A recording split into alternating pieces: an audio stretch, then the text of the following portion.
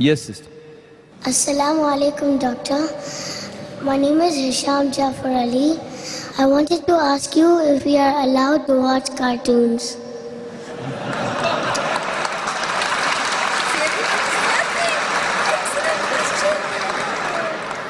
The brother has really asked a very good question on the topic, that are we allowed to watch cartoons? Today, the international survey, they say, the maximum damage done to any child is the satellite media. On an average, an American child sits 7 hours in front of the television, more time than what he goes to school. Most of the channels that take him away from Islam, including the cartoon channels. Most of them. What you see, there's so much of violence, etc. So a person sees a violent movie regularly, whether it be cartoon or other movies, and he has a fight with his friend, and he takes out the gun of his father and he kills his friend. In Bombay, there was a serial for the children, somewhat similar to cartoon, called as Shaktiman, somewhat similar to Superman.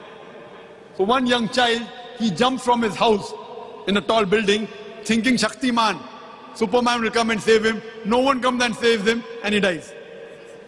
And when an interview was taken of that father, he said, I could not imagine my son would jump. Maybe tomorrow your son or my son will jump. Therefore, the impact of the media is so great that it blinds the person. And it causes maximum damage to the children. That's why we have started a school in Bombay by the name of Islamic International School. One of the criteria to get admission is that you should not have a cable TV in your house. No satellite TV, it's a shaitan. It's a shaitan. So people ask me, then how will we watch Peace TV? Point number one, by watching Peace TV, if you're allowing hundreds of shaitan channels to come in your house, don't watch any, that is better. Let a small loss take place to prevent a big loss. But we have made provision that if you have a special dish and a decoder, you can only watch Peace TV and no other channel. So we'll see to it that's available even in the Middle East. Buy a dish, investment of few thousand rupees or a few hundred dirhams. You don't have to pay monthly, whatever fees that you're paying out here, or 200, 250 rupees monthly. Invest a few thousand and all the people in the building can watch. Have one decoder, it will only catch Peace TV and no other channel. What we have, we can't create a vacuum. This is haram, this is haram. There should be a substitute. So we tell the parents of our school, don't watch cable TV, but we have got 5,000 tapes on Islam and comparative religion. Every day if you watch one for 3 hours, it will take you more than 13 years to complete the library. So by the time your son passes the school or your daughter passes the school, every day if you watch one, yet you will not complete the library. And the next 13 years we may have one more 5,000 inshallah. In our Islamic video cassette library, we have cartoons for children, but they are on Islamic lines. So surely, my son, you can watch cartoons which are based on Islamic guidelines, talking about the Quran, talking about the hadith of the Prophet, various cartoons we have got. But these cartoons get you closer towards Islam, not away from Islam. Otherwise, the other cartoons like Tom and Jerry, Batman, Superman, they have got no moral value. They take you away from Allah subhanahu wa ta'ala. There's so much of violence. So we have got Islamic cartoons like Muslim Scouts and various other cartoons like Fateh Sultan, which has a moral story and it gets the person towards Islam. So my son, if you want to watch cartoon, watch the Islamic cartoon which takes you towards Islam, but not those cartoons which take you away from Islam. Hope that answers the question. The next question on the slip from Brother Muhammad Hussain Asadi. At the time of Prophet Sallallahu Alaihi Wasallam, when he was alone, the Kafirs' anti-propaganda turned in favor of Islam. Don't you think this time also it will be the same? The question posed is that at the time of the Prophet, many people who did propaganda against Islam, they turned in favor of Islam. And that is what we should always want. I remember the second last time I was in UK, I gave a talk on terrorism and jihad. And similarly, the question of Osama bin Laden was there. And I said that the reply which I gave here, that the main person to blame is George Bush as a terrorist. There was a youngster who got up from the audience and said, "Death to George Bush." And people clapped. Now, I as a Da'i, I'm trying to convince non-Muslims of UK with hikmah. And a youngster gets up from the audience and says, "Death to George Bush." And believe me, all my effect gone down in vain. I'm a da'i. Everyone clapped.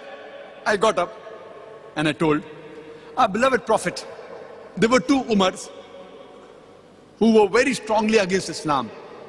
And a Prophet prayed to Allah, at least give hidayah to one Umar, and Umar bin Khattab, radiallahu anhu, he accepted Islam. So we should pray to Allah that give hidayah to George Bush. Why should we want death to George Bush? If he's a strong enemy of Islam, if Allah gives him hidayah, he will fight in favor of Islam. So we should pray that, Ya Allah subhanahu wa ta'ala, give hidayah to George Bush, give guidance. And when I make this statement, no media can blame me. What I've said is wrong. So we should answer with hikmah, and we pray to Allah subhanahu wa ta'ala that he should give hidayah to such people. Ameen. That's winning over rather than defeating the spirit of Islam. The next question from the brother on the left. Assalamu alaikum wa rahmatullahi wa barakatuh. My name is Khalid Hussain and I'm working as an electrical engineer in ETASCON group of companies. My question is, does Islam permit media? Because during the time of Muhammad sallallahu alaihi wasallam, there was no any means of mass communication as mentioned by you. So could you please justify by quoting any of the surahs or any Sahih Hadith? Thank you. The brother has posed the question that at the time of Prophet Muhammad sallallahu alaihi wasallam, there was no mass media. So does Islam permit media? Can you quote a Quranic verse or Hadith? Brother, point to be noted. As far as ibadah is concerned, what is mentioned is fard. This is the law of the Sharia. In other things, in the mamlat in day-to-day life, what is mentioned as haram is haram, everything else is halal. For example, pork is haram, haram. Alcohol is haram. What is not mentioned is halal. I ask you a question. Is there any hadith or Quranic verse which says that you can have mango? Is there any hadith? So will you say mango is haram? So in terms of worship, what is mentioned is fard. Only do that, nothing else. In terms of how to lead a life, what is mentioned, haram is haram, everything is halal. So tomorrow you'll ask me, Brother Zakir, why are you eating mango? And I love mango. Huh? Because I come from India. And I'm proud of my country and I'm proud of the mango of my country. So first of all, you should give me contrary a proof, a hadith or a Quranic verse saying media is haram. Yet brother, I will give you proof. Prophet Muhammad sallallahu alaihi wasallam, what he did?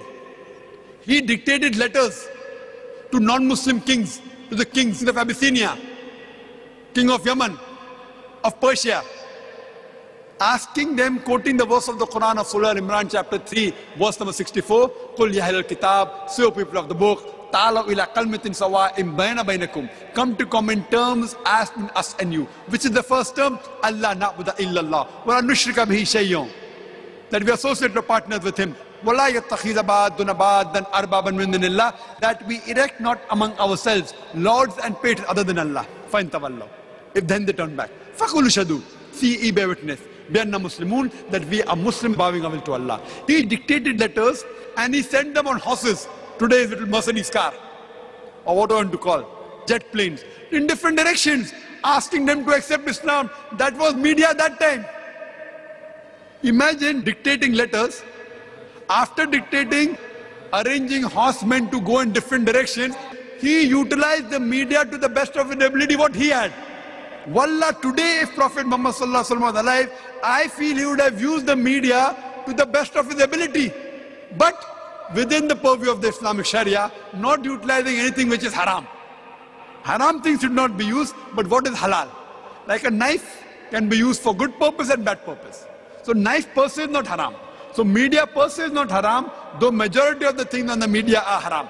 What we have to do is use it in a halal way. Turn the tables over. Within the purview of the Islamic Sharia, utilize in a halal way. So at least we can testify to Allah subhanahu wa ta'ala that inshallah we tried our little bit what we could to convey the message.